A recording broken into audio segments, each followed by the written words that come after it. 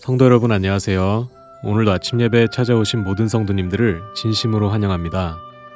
오늘 말씀을 통하여 하나님께 우리의 생애를 드리는 믿음과 하나님의 인도하심을 배우는 귀한 시간 되시길 간절히 바랍니다. 이제 기도하겠습니다. 하늘에 계신 아버지, 우리에게 귀한 하루를 선물하여 주심에 감사드립니다.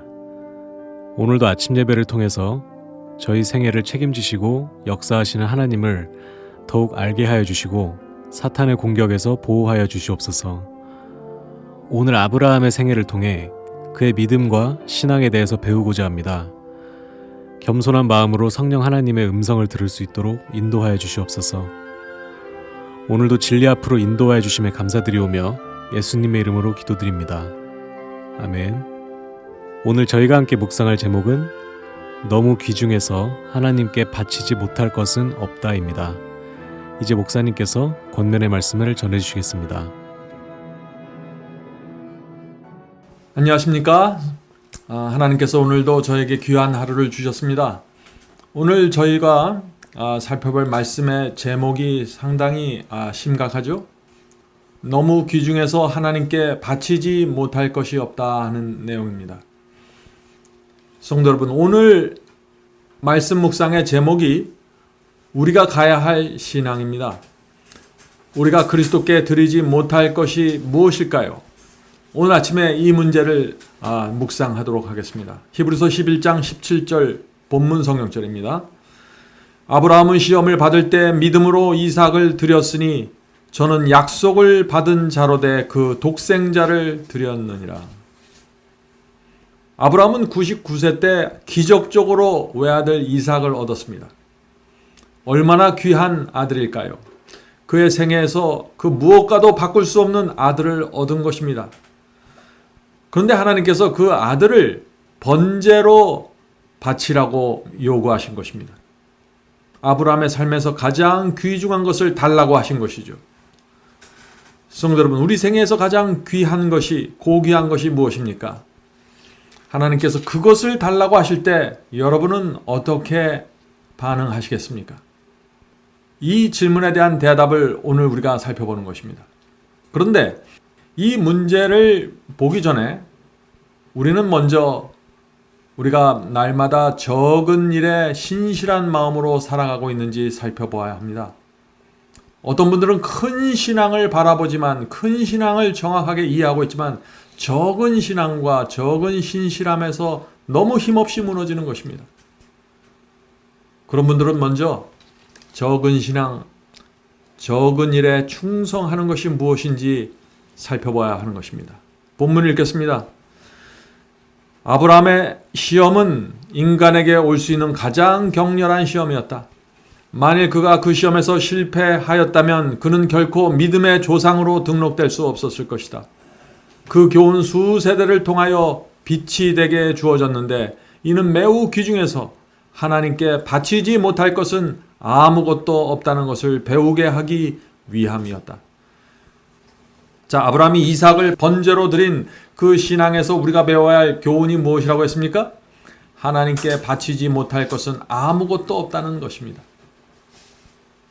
아브라함을 이 신앙까지 이끌기 위해서 하나님께서 아브라함의 생애를 통해서 역사하시고 인내하셨던 것입니다. 성도 여러분, 하나님께서 아브라함에게 모리아 산에 가서 이삭을 번제로 드리라고 말씀하셨을 때 사탄이 옆에서 그 말을 들었을까요? 물론이죠. 온 하늘의 천사들이 그 말을 들었을까요? 물론입니다. 악령들이 다 모여서 그 말을 들었을까요? 물론입니다. 우주 전체가 하나님의 그 말씀을 들었고 아브라함과 이삭이 어떻게 하는지 지켜보는 것입니다. 성도 여러분, 사탄은 처음부터 피조물은 결코 하나님의 말씀에 순종할 수 없다고 주장했습니다. 그래서 인류의 첫 번째 조상 아담과 하와가 선악과를 따먹고 말씀에 순종하지 못했을 때, 자, 이것 봐라, 내 말이 옳지 않았나 하고 온 우주를 향해서 말했던 것입니다. 하나님은 우리 피조물들에게 무리한 요구를 하신다고 주장한 것입니다. 그것이 사탄이 처음부터 주장했던 것입니다. 그런데 하나님께서 아브라함에게 그 99세에 얻은 그 고귀한 외아들을 바치라고 요구하시는 것입니다. 그것은 누가 보아도 무리한 요구죠. 지킬 수 없는 계명을 주는 것 같습니다. 그런데 하나님께서 그런 명령을 하셨습니다. 이유가 무엇일까요?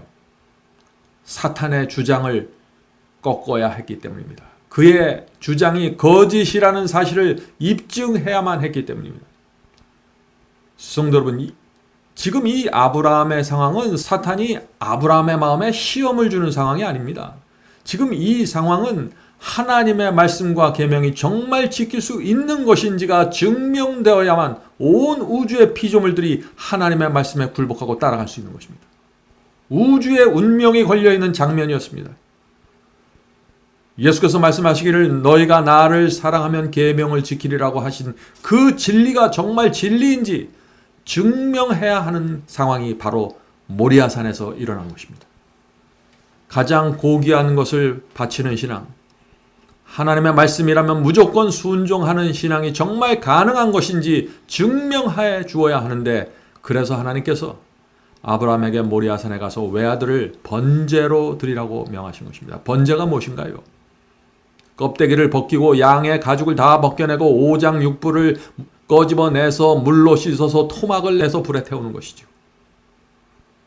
그 끔찍한 그 번제가 무엇인지 아는 이 두 사람이 하나님의 명령을 받고 지금 모리아산에 가는 것입니다. 그때 하나님과 온 하늘이 이 아브라함과 이삭을 얼마나 귀하게 보았을까요? 온 하늘은 두 사람의 신앙을 보면서 깊은 감동을 받았을 것입니다. 죄의 결과로 인하여 타락한 본성을 갖고 태어난 이 두 사람이 하나님의 말씀에 순종하는 그 모습은 한 번도 죄를 범하지 않은 천사들에게 있어서는 깊은 감동일 수밖에 없는 것이죠. 그래서 성경은 이 아브라함을 이 세상 모든 믿는 자의 모본으로 세우고 있는 것입니다. 우리는 그 모본을 따라서 가고 있는 사람들입니다. 모든 은사는 주님의 것으로 그분의 사업을 위하여 사용하도록 주신 것으로 인정할 때 우리는 하늘의 축복을 얻는다. 그대에게 맡겨진 소유들을 하나님께 돌려드리라. 그러면 더 많은 것을 그대에게 맡기실 것이다. 그대의 소유를 그저 간직하고만 있으면 그대는 이 세상에서 아무런 보상을 받지 못할 것이며 내세의 보상도 잃게 될 것이다. 성도 여러분, 우리가 정말 이 아브라함의 신앙을 모본으로 받아들인다면 더 이상 돈과 재물 때문에 시험받지 않게 됩니다. 돈과 재물에 대한 신실한 청지기로 살아갈 수 있는 것입니다. 어떤 사람들이요? 아브라함의 신앙을 모본으로 바라보면서 가는 사람들 말이죠. 만일 어떤 사람이 적은 돈과 적은 일에 자꾸 욕심이 나고 이기심이 나서 끌려다닌다면 그 사람은 아브라함의 신앙을 지금 바라보면서 나갈 단계가 아니죠. 그 사람 먼저 주 앞에 나가서 회개해야 하는 것입니다. 신앙의 첫 번째 경험을 달라고 매달려야 하는 것입니다. 성도 여러분, 히브리서 11장에 나오는 믿음의 조상들의 이야기를 좀 보시기 바랍니다.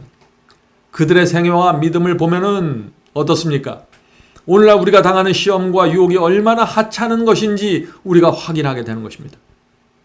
이런 하찮은 유혹들에 쉽게 쓰러지고 무너지면서 어떻게 아브라함을 바라볼 수 있을까요? 성도 여러분, 신앙에는 단계가 있는 것입니다.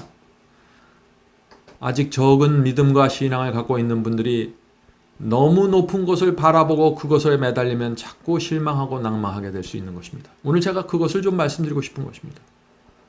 성도 여러분, 물론 우리는 지금보다 더 높은 곳을 바라보면서 가야 합니다. 성경이 말하는 신앙 그대로를 보면서 가야 됩니다. 그러나 먼저 적은 일에 신실하고 충성해야 됩니다. 적은 일에 내가 내 모든 것을 드려야 하는 훈련이 필요한 것입니다. 그렇지 않으면 복음을 결코 이해할 수 없을 것입니다. 본문을 읽겠습니다. 하나님께 전적으로 굴복하지 않는 사람이 많다. 그들은 파멸된 세상을 구원하기 위해 하나님께서 지불하신 무한한 희생에 대하여 올바른 생각을 못하고 있다. 성도 여러분, 하나님께 전적으로 굴복하고 순종하는 비결이 무엇일까요? 하나님께서 우리를 위해 치르신 희생이 무엇인지 이해하는 것입니다. 하나님과 온 하늘은 희생할 필요가 없었습니다. 그리스도께서는 십자가에 매달릴 필요가 없었습니다. 그러나 저와 여러분을 구하기 위해 그 엄청난 결정을 내리신 것입니다. 우리가 정말 그 희생을 조금이라도 안다면 가장 귀한 것을 주님께 드리는 것이 어렵다고 말할 수 없을 것입니다. 신실함과 순종이 어렵다고 느낄 수 없는 것입니다. 본문을 읽겠습니다. 만일 하나님께서 아브라함에게 하셨듯이 그들에게 말씀하실지라도 그들은 자신들의 사랑의 깊이와 믿음의 진실을 시험하기 위하여 희생하도록 요청하신다는 사실을 알려주는 그분의 음성을 충분히 인식하지 못했을 것이다. 이 말씀이 무슨 뜻입니까? 성도 여러분, 하나님께서 아브라함에게 주셨던 음성은 아무나 인식할 수 있는 그런 음성이 아니라는 것이죠. 하나님께 전적으로 굴복하는 신앙을 가진 사람들만 그 음성의 정확한 의미를 이해하고 따라갈 수 있다는 것입니다. 왜 그럴까요? 생각해 보세요. 전적으로 굴복하는 신앙이 없는 사람들이 아브라함에게 주신 그 하나님의 음성을 들으면 이해할 수 있을까요? 순종할 수 있을까요?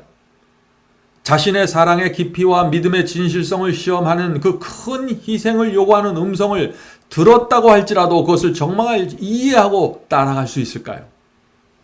아브라함 같은 믿음이 없으면요, 그 음성을 들어도 즉시 의심하게 됩니다. 어떻게 하나님께서 나에게 이런 요구를 할 수 있을까? 이해할 수 없다. 라고 생각하면서 자기가 들은 음성을 무시하고 거절하게 될 것입니다. 아무나 듣고 따라가는 것이 아닙니다. 본문을 읽겠습니다. 이기심의 역병은 문둥병만큼이나 전염성이 강하다. 하늘 궁정에 들어가는 자들은 이 역병의 흔적이 전혀 없을 정도로 깨끗해져야 한다. 이 말씀이 무슨 뜻입니까?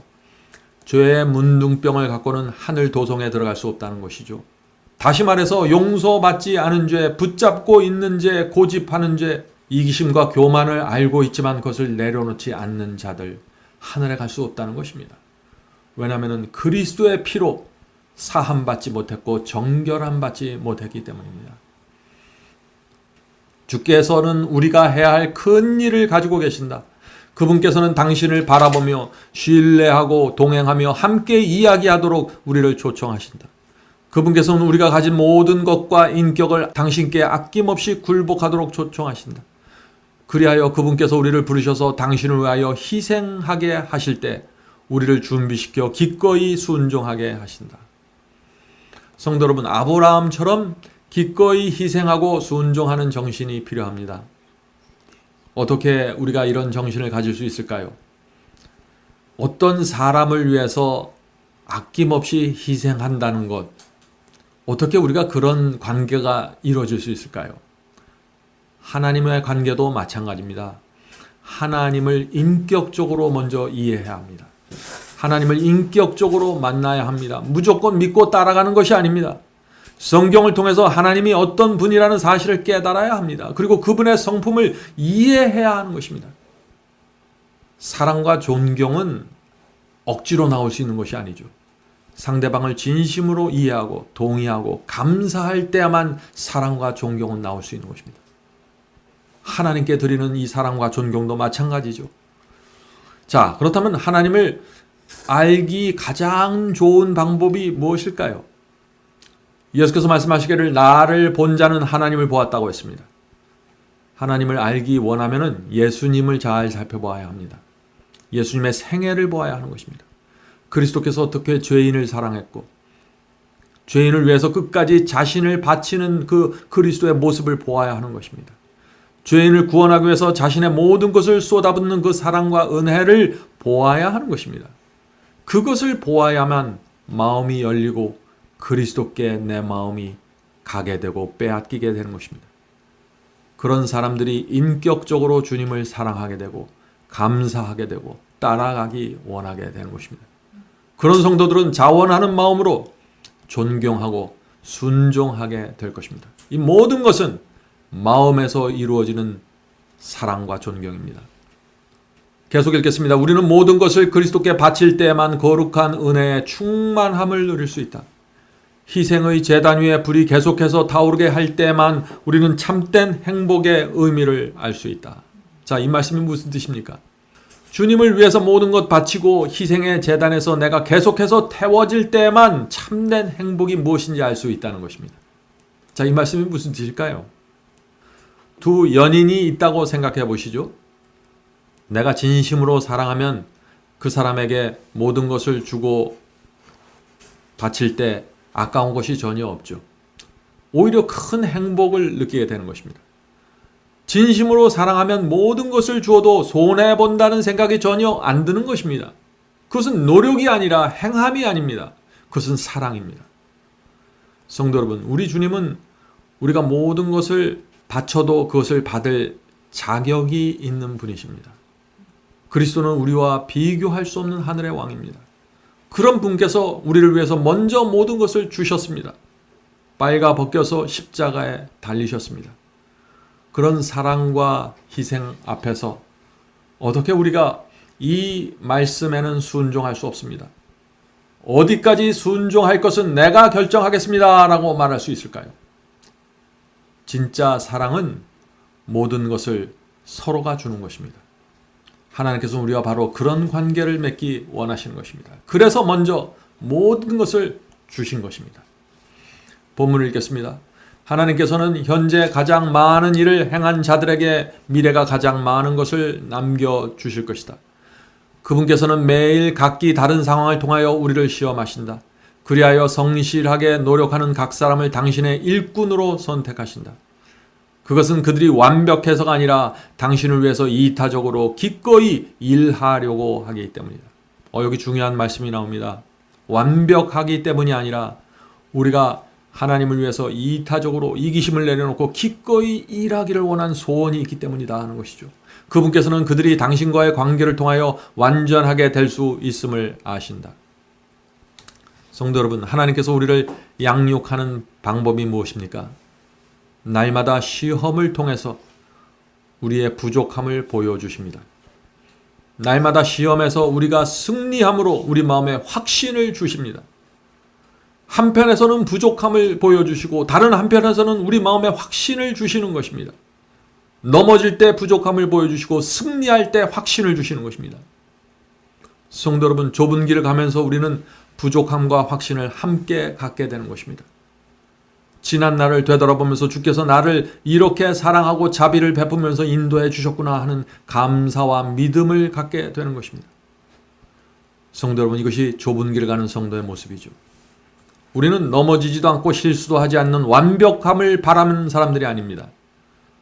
우리는 주님을 사랑하고 주님을 따르고 싶은 소원을 갖고 주님을 진심으로 존경하기 때문에, 사랑하기 때문에 내 모든 것을 내려놓고 따라가게 되는 것입니다. 그리고 주께서 나를 아브라함이 갔던 그 모리아 산에 올려놓기 될 때를 기대하는 마음으로 가는 것입니다. 이제 기도하겠습니다.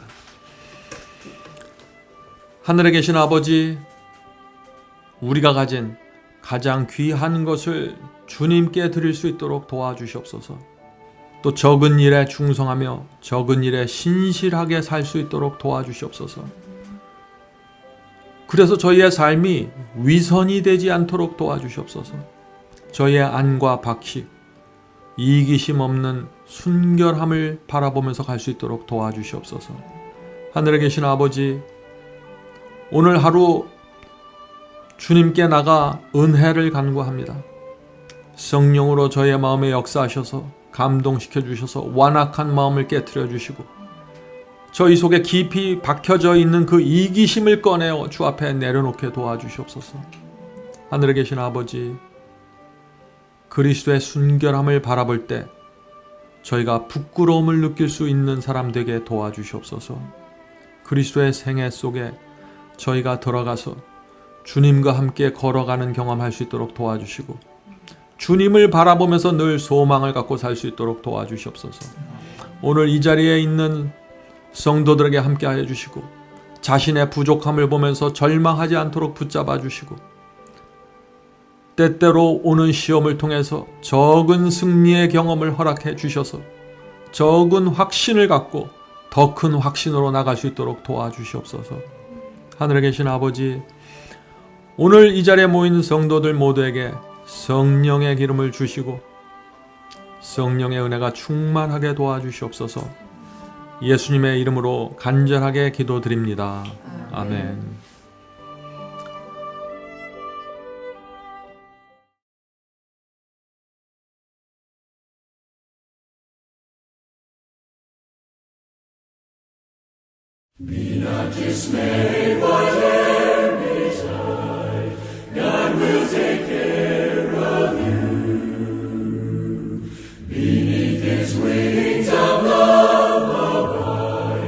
God will take care.